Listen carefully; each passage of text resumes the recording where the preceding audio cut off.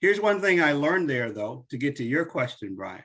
I learned that inside this big old loan portfolio that I have, this 1.7 trillion, that there were some things that we weren't so good. And what wasn't so good is that minority students who, not necessarily any fault of their own, financial literacy, whatever, were getting these loans with the intent to do better, right? Social mobility in college. In many cases, either not finishing college or not paying the loan back. But either way, not getting to a greater point after college than they were in college. Yes. That's a bad thing, right? In other words, now why would that touch me and why would I relate to that? Because if you go back, I'm a freshman at Tuskegee. Depending on federal student aid, right? The same programs that I was running, and ROTC. I'm lucky I had ROTC to balance it out, right? So that kind of helped pay the gap. I didn't have to go get the big loans, but it created for me social mobility. I would not have been able to do what I did in the Air Force. I wouldn't have been qualified for any of these jobs that are there now or that I'm enjoying doing, or provide for my family in the same way, that kind of thing, had it not been for some assistance to get started with education. Mm-hmm. That's by definition social mobility, to move from one element of society to the next.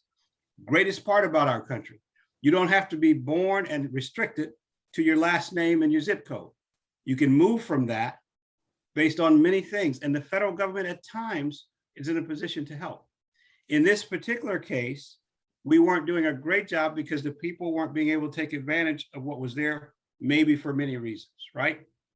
So at the end of the appointment, I met a guy. His name is Robert Smith. If you ever want, it's Robert F. Smith.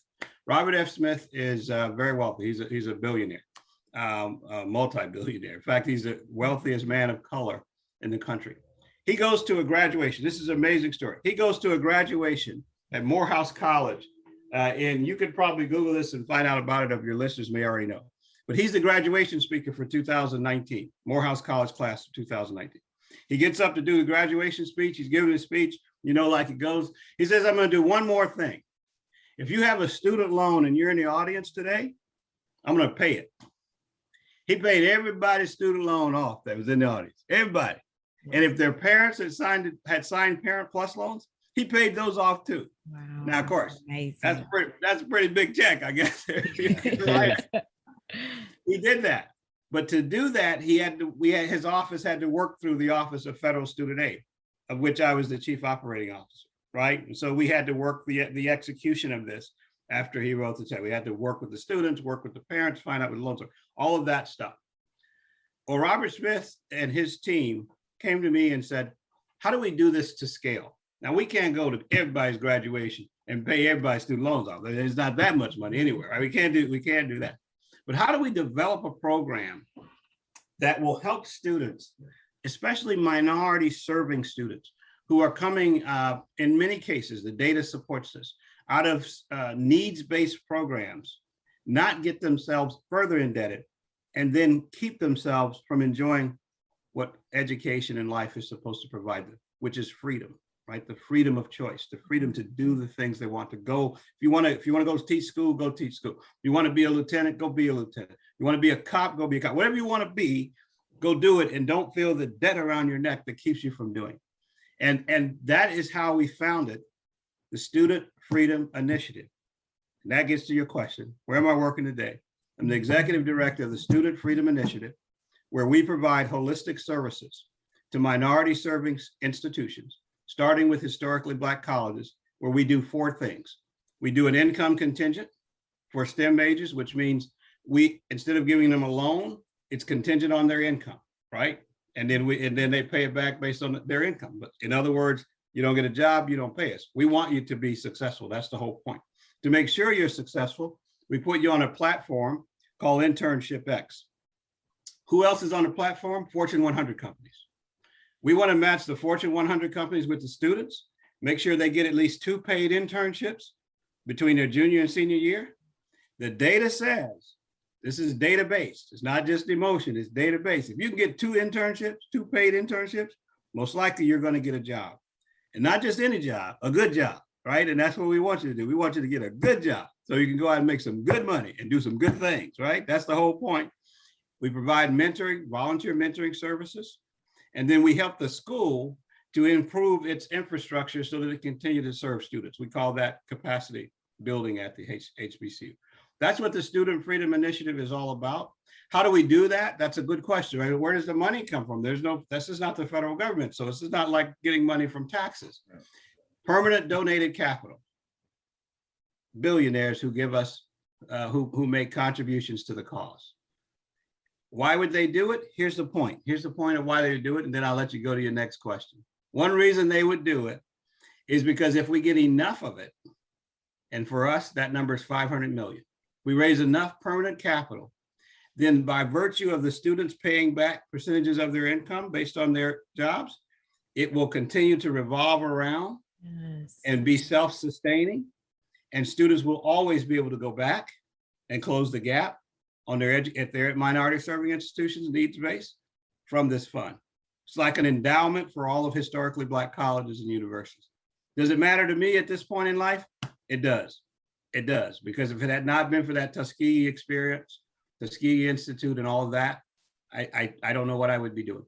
And so that's it. That's the answer to your question, Brian. You asked me what time it was. I'll tell you how to build a watch. That's the answer to your question. That's pretty amazing. It is. I didn't realize you all found it. I didn't realize it, like, so when you said this, I thought it existed, and maybe I didn't even understand. I didn't know what it was, but you all actually founded that. Like, this is recent. Well, I didn't find it. Robert F. Smith is the chairman and founder. Wow. I'm running it for it. I'm the executive director.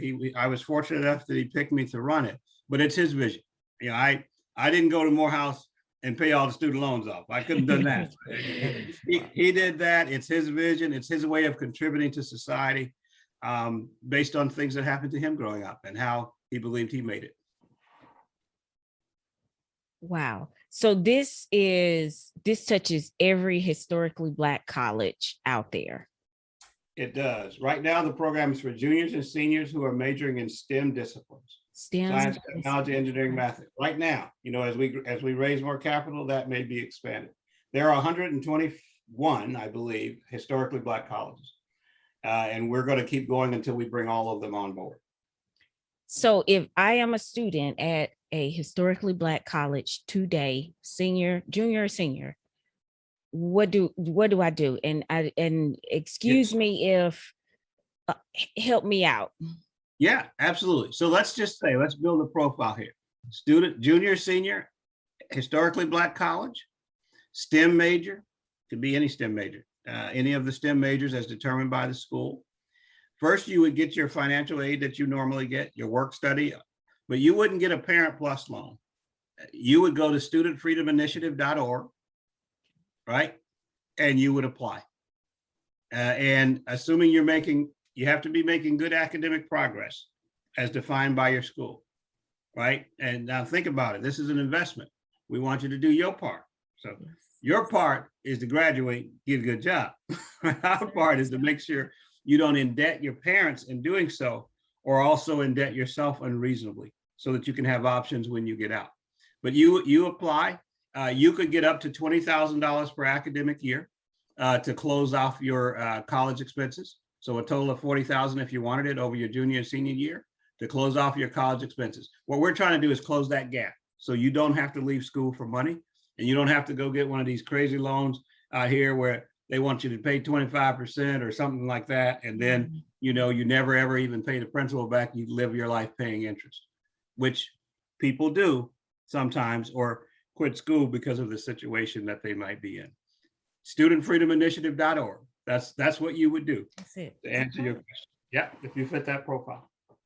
I feel like this 10 years that people through their 20s that they spend paying off their student loans, like resolved, can be resolved with this program, with this opportunity, given that, get grades, pay it back, do those internships. Yeah. But just that weight off of our kids. Right. It is. Here's Yes. the point. And So parents. you're exactly right. Here's the point. It's about wealth creation and generational wealth. Yes.